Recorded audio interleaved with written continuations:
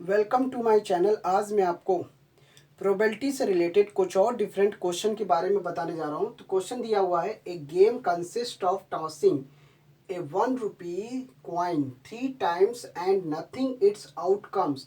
Each time Hanif wins if all the tosses give the same result, that is 3 heads or 3 tails, and losses and loss. Otherwise calculate the probability that Hanif will lose the game. तो हमें इस question में ये बताना है कि probability उसी की निकलेगी, हनीफ जो है उस गेम को हार जाता है। हमें हारने की पॉसिबिलिटी निकालनी है। तो क्वेश्चन में दिया हुआ है, एक गेम है, एक गेम में कंसिस्ट हो रहा है एक जिसमें क्या है, टॉसिंग किया जा रहा है। उस यानी कि सिक्के को उछाला जा रहा है। ₹1 के सिक्के को 3 बार उछाला जा रहा है। 3 बार में ₹1 के सिक्के को 3 बार उछाला गया है। And nothing its outcomes each time, और हर बार एंड नथिंग, ना आने की possibility. Hanif wins if all the tosses, Hanif जो है जीत जाता है अगर हनीफ के सभी टॉसेस में से सेम रिजल्ट आता है।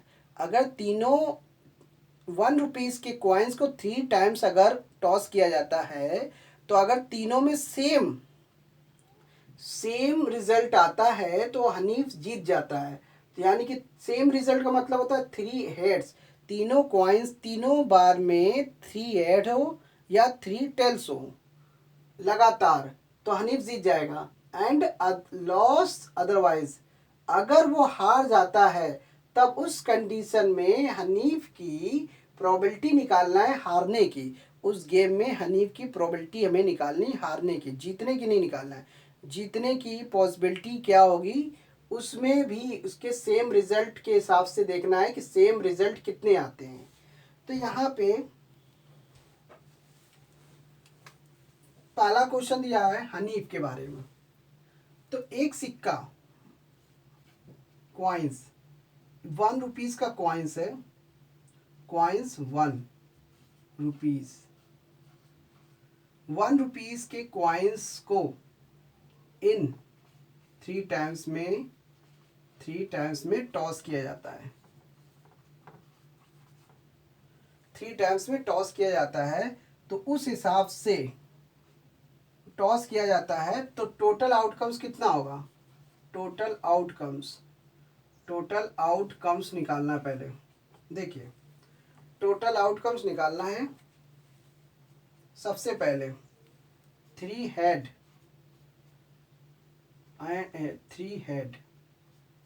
या तो 3 हेड या 3 टेल होंगे।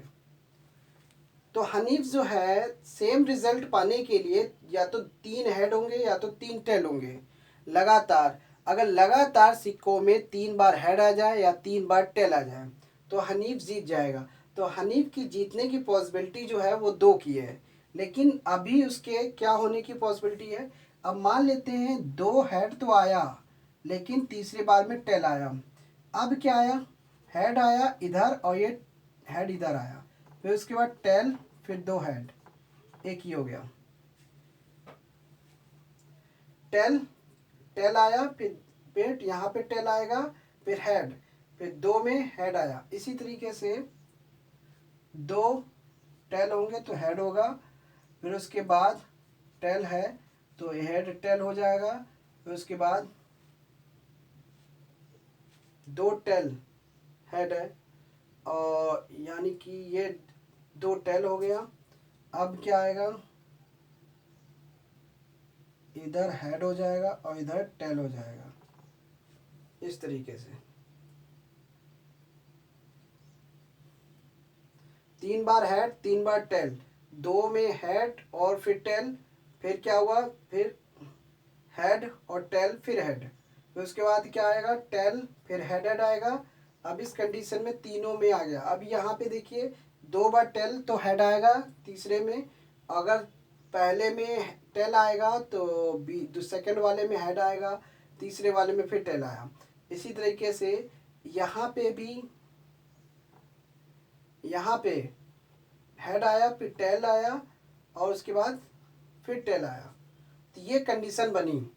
तो इस तरीके से टोटल जो आउटकम्स हुआ 1 2 3 4 5 6 7 8, तो टोटल जो है इसका 8 हो रहा है। टोटल आउटकम्स कितना है? टोटल आउटकम्स है 8। टोटल ये काउंट करने पे 8 हो रहा है। तो इस तरीके से सिक्के उछलेंगे, मतलब कि 3 बार 1 रुपीज़ के कॉइन को 3 बार उछाला जा रहा है। तो पहली बार में उछाला तो हेड आया, दूसरी बार में उछाला तो हेड आया, तीसरी बार में उछाला तो हेड आया, तो हनीफ जीत जाएगा।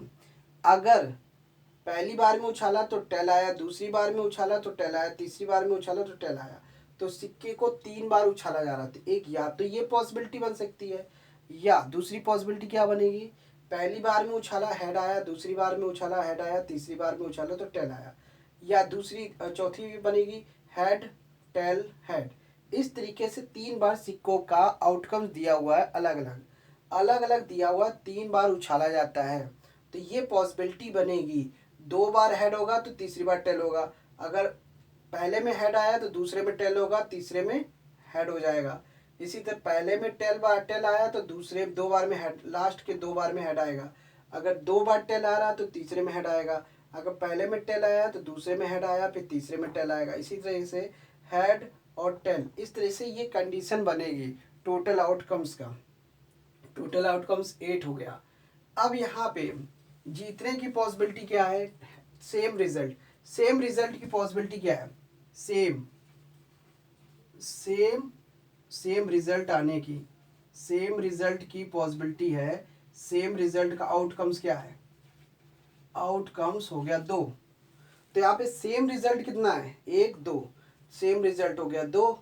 और यहाँ पे ये दिया हुआ है, अगर सेम रिजल्ट की बात करता है, अगर वो उसकी जीतने की पॉसिबिलिटी पूछता है तो आंसर होगा 2 बाय, मतलब कि पॉसिबिलिटी जीतने की होगी तो 2/8 हो जाएगा। तो 2/8 होगा। तो इसको सिंपल करेंगे, 2 1 जा 2, 2 4 जा 8, तो जीतने की पॉसिबिलिटी जो बनेगी 1/4 हो जाएगा। लेकिन ये आपसे पूछ ही नहीं रहा है, क्वेश्चन में ये पूछ रहा है calculate the probability that Hanif will loss the game. तो हनीफ जो है गेम, हनीफ के गेम के हारने की पॉसिबिलिटी कितनी है, हारने की पॉसिबिलिटी पूछ रहा है। तो यानी कि कितना है? 1 2 3 4 5 6, तो यानी कि लॉस लॉस आउटकम्स कितना होगा? तो उसका जो लॉस आउटकम्स होगा वो टोटल होगा 6। टोटल आउटकम्स है 8। 2 की जीतने की पॉसिबिलिटी है तो हारने की पॉसिबिलिटी कितनी होगी? 6। तो हारने का आउटकम्स जो हुआ वो 6 हुआ। तो इस तरीके से टोटल आउटकम्स कैसे निकलेगा?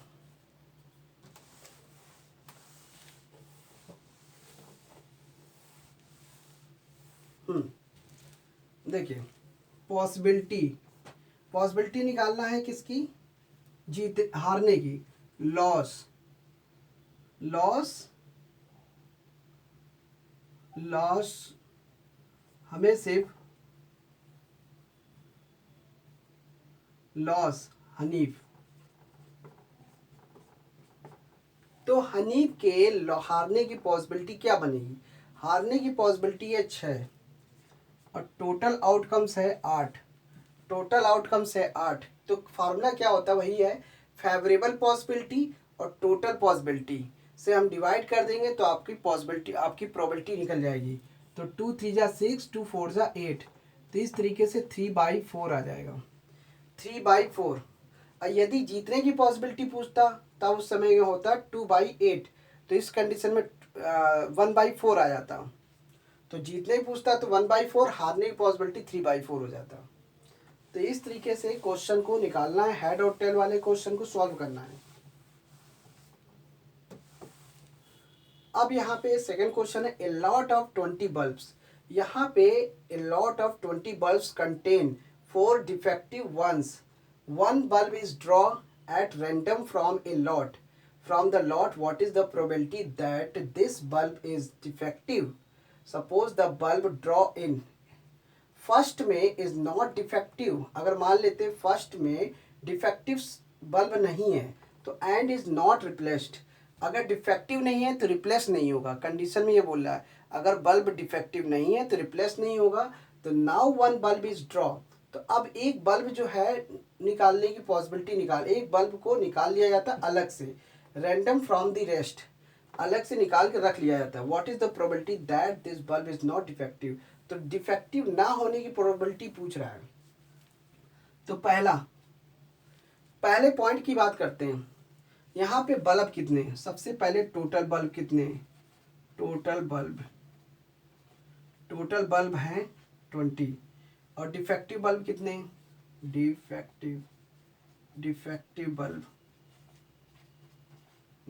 बल्ब हैं 4, तो वन बल्ब इज ड्रॉ, एक बल्ब, उनमें से एक बल्ब निकालने की प्रोबेबिलिटी पूछ रहा है सभी बल्बों में से। मतलब कि बल्बों के ढेर से एक बार में सही बल्ब निकालने की पॉसिबिलिटी पूछ रहा है। मतलब कि 20 बल्ब है और 4 डिफेक्टिव हैं, तो वन बल्ब निकालने की पॉसिबिलिटी पूछ रहा है। तो यानी कि what is the probability that this bulb is defective, तो यानी कि वन बल्ब होना चाहिए, लेकिन वो बल्ब कैसा होना चाहिए, डिफेक्टिव होना चाहिए। तो डिफेक्टिव होने की पॉसिबिलिटी पूछ रहा है, तो डिफेक्टिव होने की प्रोबेबिलिटी पी, डिफेक्टिव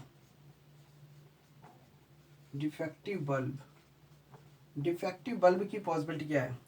तो यानी कि डिफेक्टिव बल्ब की पॉसिबिलिटी पूछ रहा है, तो बल्ब कितने हैं, डिफेक्टिव बल्ब है 4 और टोटल बल्ब कितने हैं 20। इसका मतलब क्या है, फेवरेबल पॉसिबिलिटी कितनी है 4 और टोटल पॉसिबिलिटी होगी 20। सिंपल करते हैं, 4 1 4, 4 5 20, तो आंसर इस आया 1/5, आंसर इसका आया 1/5 आया।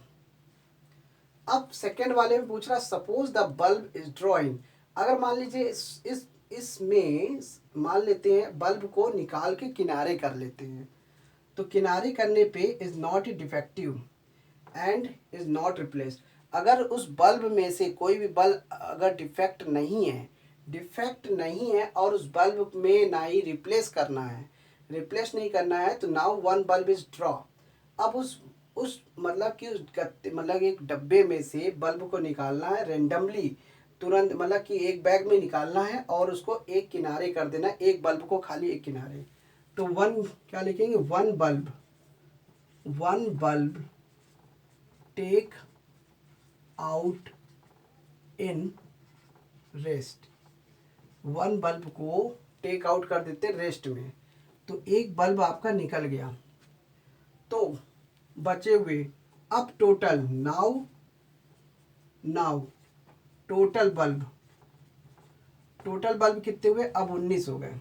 यानी कि पहले थे 20 बल्ब जिसमें से 19, अब यहाँ पे कंडीशन बोले अगर बल्ब डिफेक्ट नहीं है और ना ही उसमें रिप्लेस करना है, तो ऐसी कंडीशन में एक बल्ब को पहले एक किनारे कर दिया गया है और बचा, अब टोटल 20 में से एक बल्ब को किनारे कर दिया तो बचा टोटल बल्ब 19 बल्ब बचे। अब यहाँ पे पूछ रहा है कि यहाँ पे what is the probability that this bulb is not defective, defective bulb नहीं होना चाहिए, तो पहले डिफेक्टिव बल्ब पहले हटा देते हैं। डिफेक्टिव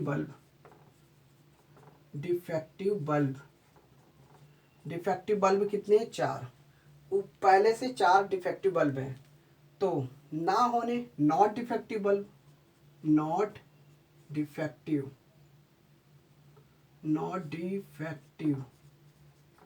डिफेक्टिव बल्ब अब नहीं होने चाहिए। पहले डिफेक्टिव बल्ब, अब 19 में से 4 माइनस करेंगे कितना हो जाएगा 15।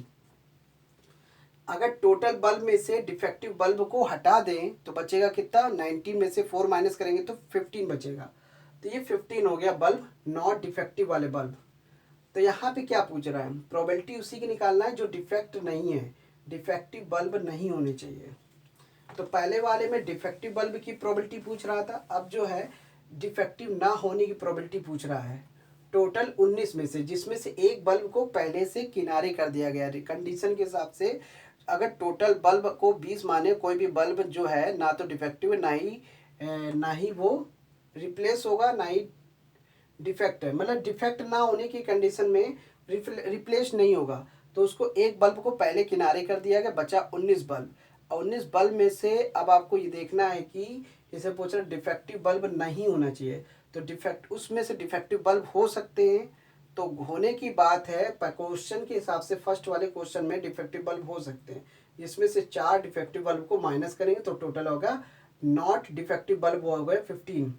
तो यहाँ पे प्रोबेबिलिटी क्या बनी, नॉट डिफेक्टिव बल्ब, इसकी प्रोबेबिलिटी पूछ रहा है। तो यानी कि 15 हो गया और टोटल कितने, 19, टोटल है 19, 15/19 आएगा। तो ये हो गया नॉट डिफेक्टिव होने की पॉसिबिलिटी जो हुई 15/19 हुआ। तो यहाँ पे कंडीशन पे ध्यान देना है, कंडीशन को देखकर ही क्वेश्चन को सॉल्व करना है। तो thanks for watching my video, धन्यवाद।